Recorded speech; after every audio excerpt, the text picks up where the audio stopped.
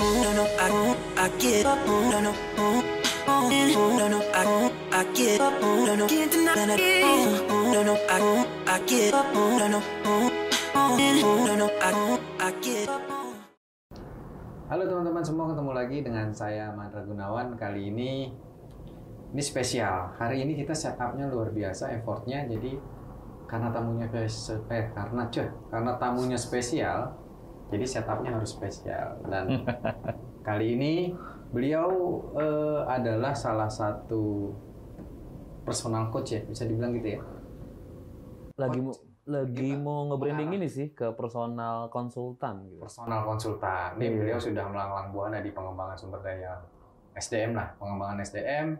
Beliau juga salah satu bagian daripada penggerak UMKM, betul ya? Iya. Gitu. Siapa lagi nih, sobat saya Bro Adi Prasetyo. Panggilnya apa nih? Panggilnya Adi aja. Coach, biasanya kan manggilnya coach. Boleh. Gitu. Gimana nih? Apa kabarnya nih? Selalu dalam fresh kalau saya lihat nih. Ya alhamdulillah kalau memang tertampak fresh karena memang ya berupaya untuk enjoy di segala situasi sih. Berupaya untuk bahagia. Bahagia ya? tadi. Bahagia. Nah, oke Bro. Sekarang kesibukannya apa aja nih? Selama ini kan pandemi ya. Sesuatunya PPKM selalu panjang, nggak tahu panjangnya sampai kapan. Nah, kesibukan sehari-hari ngapain aja nih dengan PPKM ini? Ya, kalau di rumah biasa ya, bersamain anak-anak untuk kelas online, terus kebetulan juga ada yang mempercayai amanah untuk jadi personal konsultan. Jadi ada beberapa klien lah yang datang ke rumah. Terus kemarin hari Sabtu bikin acara juga untuk gimana sih ngadapin cemas di anak-anak.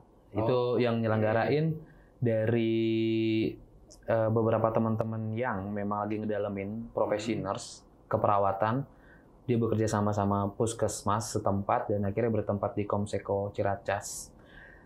Ya qadarullah dan alhamdulillahnya banyak yang tergugah bahwasanya cemas itu anak tuh nggak ada kata cemas, hanya kadang-kadang orang tuanya tuh yang membahasakan cemas anak. Wah, ini seru, nanti kita bahas panjang nih. Iya. Tapi sebelum ke arah sana, Bro, bro aja ya, biar kita enak ya. Karena teman-teman di sini juga banyak kan milenial. Asik. Kita seumuran kok. Seumuran.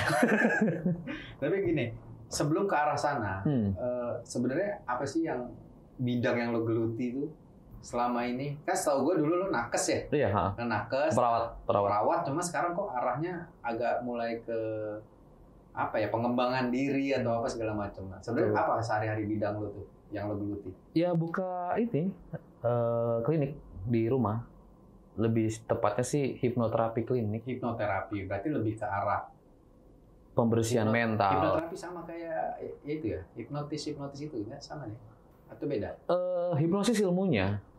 Hipnotis pelakunya, hipnoterapi adalah terapi yang menggunakan metode hipnosis, Bro. Terapi. Semacam kayak fisioterapi. Nah, kita memakai jalan atau metode hipnosis untuk menterapi. Apa sih yang diterapi gitu kan? Berarti bermanfaat dong. Ya selama ini kurang lebih sih hipnotis sebutannya apa sih hipnotis? Kalau hipnotis itu gue gue mau menghipnosis lo. Gue ini namanya hipnotis. Orangnya. Jadi kayak orang megang bass namanya bassis gitu kan. Megang gitar namanya gitaris. Megang piano pianis. Megang drum drummer. Bukan drumis ya. Gue mau coba hipnotis. Kayak gitu. Jadi hipnosis ilmunya. Jadi mudah-mudahan lewat sini juga bisa kesalah kaprahan pengucapan. Tapi it's all nggak masalah sih mau hipnotis atau hipnosis. Yang jelas intinya adalah prosesnya tadi itu, proses komunikasi bawah sadar. Berarti ini pemahaman baru nih buat teman-teman yang mungkin milenial sekarang juga nggak memahami. Bukan milenial sih, teman-teman yang saat ini kurang tahu perbedaan hipnotis sama hipnosis itu apa. Jadi hipnosis itu ilmunya, hipnotis orangnya. Hipnoterapi, proses terapi. Apa yang diterapi? Terapi. Mental. Mental. Berarti arahnya ke mental. Hipnoterapi. Wah, ini seru. Tapi gini bro, kan kebanyakan orang di luar sana ya mungkin kita lihat di televisi, lihat di jalan-jalan atau lihat di berita bahkan ya hipnotis ini kan arahnya tuh ke arah minus lah, ke arah nggak negatif, negatif gitu. Yes. Nah, kenapa lo bisa pakai buat Terapi gitu. terapi? Nah itu gimana tuh? Sama halnya kayak gini nih. Lu berpikir kalau lu ngeliat pisau jatuh ngegeletak di jalan, asumsi yang pertama muncul apa? Di jalan pisau jatuh. Pisau jatuh di jalan. Mungkin pisau apa dulu nih? Kalau pisau dapur mungkin bisa aja ibu-ibu jatuh. Ibu jatuh. Pisau jatuh di jalan, ujungnya ada darah. Ya mungkin kejahatan atau pembunuhan lah kasarnya. Seperti itu ya. Kalau pisau ada darah, dia jatuhnya di dapur, di dekat potongan daging ayam. Ya baru potong ayam. Ya. Nah, hipnosis kenapa gua akhirnya nyemplung di situ ya? Awalnya dari penasaran. Penasaran gua waktu itu ngerawat pasien gagal ginjal yang kok berbagai macam upaya ya. Terapi dengan obat-obatan. Tapi kok gue yakin sih ada satu obat yang ini jauh lebih powerful, yaitu cinta kasih tadi. Nah, proses menimbulkan cinta kasih terhadap dirinya supaya aslinya sih gue tuh gimana caranya ini pasien patuh gitu terhadap pengobatan di rumah sakit. Bahasa apa nih mau gue pakai? Ternyata pas gue baca-baca di keperawatan sendiri ada namanya komunikasi terapeutik. Nah, terus ke dalam lagi ternyata ada metode komunikasi bawah sadar. Dari situlah, wah ketemu yang ini hipnosis. Nah, kalau analoginya tadi gue pakai pisau yang jatuh, hipnosis itu kayak gitu. Pisau lu jatuhin di mana, dia akan terasumsikan itu. Itu hubungannya sama pengembangan Diri gitu. Diri itu apa? Itu maksudnya? Motivasi. Oh, motivasi, oke. Jadi gimana sih orang melakukan sesuatu pasti karena motivasi. Kasarannya rekan-rekan yang teman-teman yang bekerja di bidang kepolisian, ketika menyelidiki sebuah kejahatan dia tidak mengatakan buat apa hasilnya atau lu kenapa sih begini. Kalau mengintegrasi penjahat ya, pasti yang diperdalam adalah motivasi itulah yang gue penasaran nih, orang kalau mau sehat atau mau sembuh apa sih motivasinya dia buat sehat? Itu digali. Nah, satu-satunya jalan, bukan satu-satunya ya, yang mungkin gue anggap mudah adalah menggali dengan kondisi hipnosis. Ini menarik karena tadi gue dengar ketika lu latar belakangnya terkait dengan medik tadi ya. Yes. Nah itu gimana bro? Terkait dengan medik apakah bisa? Contoh gini deh, lu panik. Oke. Badan lu gimana? Ya mungkin panas dingin, keringat dingin keluar, yes. Atau jadi linglung lah apa segala macam, yes. Jadi nggak terarah. Tekanan darah tinggi naik. Berubah. Ada nggak hubungannya dengan pikiran mempengaruhi itu? Ada. Itu yang gue kejar. Oke. At least kita punya masalah sama orang, kita mikirin orang itu terus. Makan kita nikmat gak?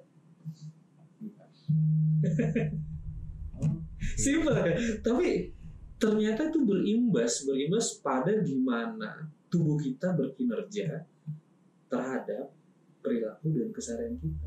Itu nggak kita sadari. Nah, kalau ini menarik nih. Gue bukan tertantang, tapi gue merasa penasaran. Yes. Ketika di luaran sana bahwa hipnotis itu menjadi hal yang tabu, artinya tabu. Mungkin orang melihat takut dengan hipnotis, tapi lu sendiri melihat, lu berapa lama sih udah belajar ini?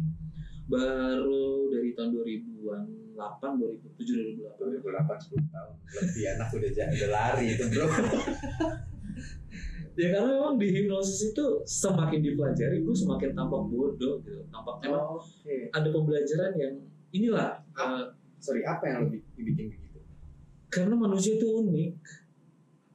Dulu gue pikir orang cuma dilihat tatap mata saya, gue kasih sugesti, orang bisa berubah permanen.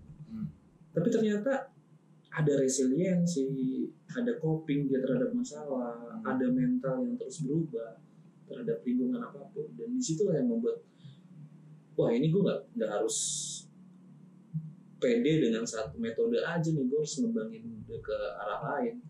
Akhirnya semakin didalamin, semakin menarik. Yang bikin menarik itu ketika kita melihat sisi lain dari sebuah fenomena. Tapi kayak banyak keilmuan lain. Betul. Berarti kayak yang di televisi, kayak kejahatan-kejahatan ini bagian kecil atau memang bagian daripada hipnotis benar? Balik lagi ke pisau. Tergantung si orang mau gunainnya sebagai apa ya. Gitu. Kita nggak bisa mencegah orang berbuat apapun, tapi kita bisa memotivasi orang untuk menyadari apa yang dia perbuat berdampak terhadap keselarasan, harmoni dengan lingkungan sekitar. Kayak ilmuwan lain banyak lah mengambil hipnosis. Banyak ilmuwan lain, tapi hipnosis menurut gue mudah dipahami. Pikiran manusia itu ya. Karena gini loh, gue selalu berpikir dua hal. Bagaimana cara orang untuk melihat sesuatu? Yang pertama adalah first principle thinking. Yang kedua adalah thinking by analogy. Kalau berat nih bahasa Jawa. Bahasa Jawa, oke. Kita mulai dari thinking by analogy. Orang selalu berpikiran apa yang dilakukan orang lain itu bisa dia tiru, bisa dia lakukan, tapi dia nggak punya esensi, makna atas apa yang dia lakukan. Hanya melakukan aja. Hanya melakukan, hanya niruin gitu. Sedangkan first principle thinking itu lu berpikir dasarnya orang melakukan itu apa sih? Balik lagi ke motivasi kan. Nah ini gue belajar juga dari lu sebenarnya. Apa yang lu pelajari, lu selalu nggak melihat produknya, tapi ini tepung apa sih yang dia pakai? Kayak gue makan kue, ini kok enak ya, lembut ya, bahannya apa aja? Bukan kuenya yang gue tiru bikin. Sehingga gue punya alasan kuat mengapa akhirnya hipnosis jadi mudah, karena esensi dari perubahan perilaku itu adalah perubahan cara pikir dulu. Cara pikir kita berubah, otomatis mental motivasi kita berubah, otomatis perilaku kita berubah. Berarti memang satu kesatuan ya. Betul. Dia komplementer. Lu misalnya mau mempelajari, misalnya gue mau kalian IT. Tapi kalau di dalam diri gue itu nggak timbul motivasi untuk mempelajari IT, sampai kapanpun akan bodoh. Iya. Bisa sih mungkin, cuman akan panjang gitu. Beda waktu. Nah, kita kan ngomongin waktu. Ini kita terus kayak di Uber oleh disruption ya. Mendekin orang yang tadinya mau pesan makanan harus ke tempat itu, sekarang tinggal di sini dong. Oh ini. Nah, kita harus berpacu dengan itu. Nah, kalau ngomongin waktu berarti bukan instan yang kita kejar, tapi bagaimana mengupayakan dan menikmatinya. Gue tertarik tadi itu kayaknya panjang, kita bisa 3 hari tuh bahas.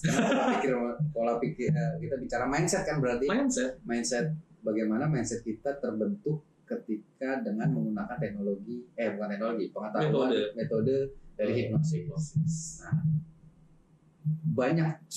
maksud gue sudah banyak orang kah yang memakai ini, atau mungkin bisa perlu tahu sejarahnya seperti apa sih sebenarnya? Kalau di Indonesia ini kan gue taunya ya itu aja, yang TV, yang buka artis yang apa ya? Artis pokoknya begitu ya. Pada dasarnya itu adalah pemanfaatan dari sebuah keahlian ya. Dan hipnosis itu gue anggap sebuah seni, karena kita menyadari everybody atau every time, setiap hari itu kita mengalami kondisi itu sebenarnya. Tiap hari? Iya, buktinya lu bisa menghafal sesuatu tanpa lu sadari. Apa lu mikir lagi cara makan? No, I get up. No, I get up. No, can't deny it. No, I get up. No, I get up.